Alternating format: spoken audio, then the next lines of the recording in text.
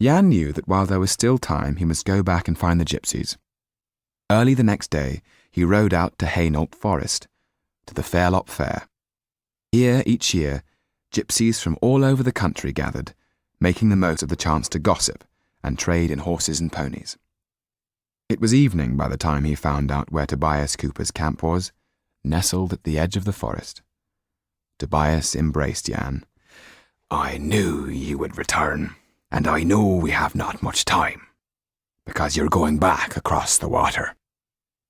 He took Jan to his tent, and they sat down together in front of the fire, where the kettle bubbled away. "Now, let us try again," said Tobias, as if no time had passed. A cup rose into the air, and the kettle tipped and poured tea into it. "What do you see?" asked Tobias. "A cup having tea poured into it by an invisible hand." "I did not ask you to look," said Tobias. "Looking is what all fools do. I asked you to see. From here." He pressed his thumb hard in the middle of Jan's forehead. "This is how you must learn to see. Not with your eyes. They are so easily tricked. Now, drink." Jan held the cup tight. He needed the warmth of the tea for comfort. He said, "I stopped believing." "That goes without saying," said Tobias. It was not until the moon had taken sovereignty over the night sky that Tobias and Jan left the camp and started to walk through the forest, where the trees stood like sentinels watching for intruders. At last they came to a clearing, an eerie place surrounded by oak trees, on top of which the moon seemed to be balancing. It was a circular clearing, off which led 7 paths.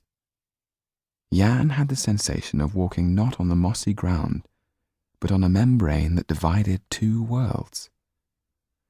Tobias sat down in the middle of the clearing, Jan beside him, and started to play a penny whistle.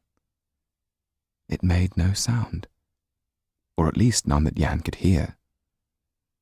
After a while, lights began to appear down each path.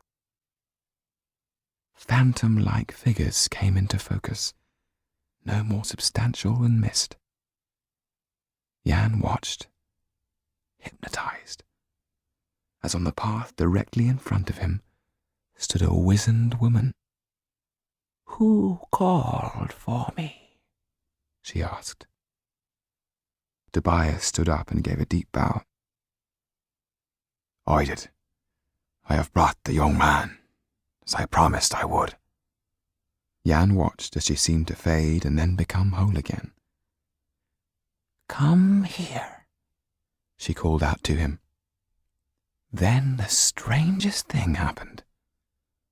Without moving, without taking a step, he left his body. He could see himself still standing next to Tobias. The old woman held her hands out and he took them.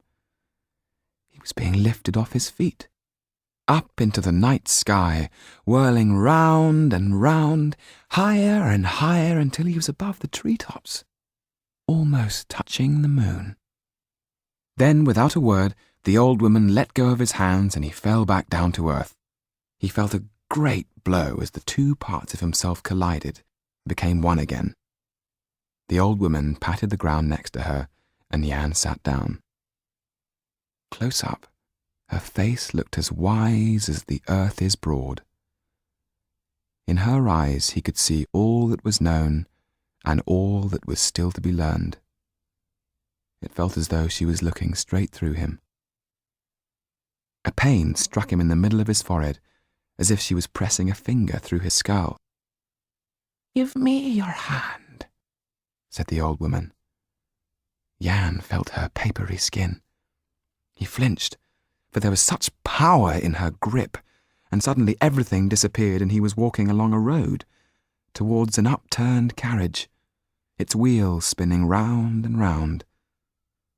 A young woman was lying by the roadside, all broken, like a china doll. A man was holding her, his horse grazing a little way off.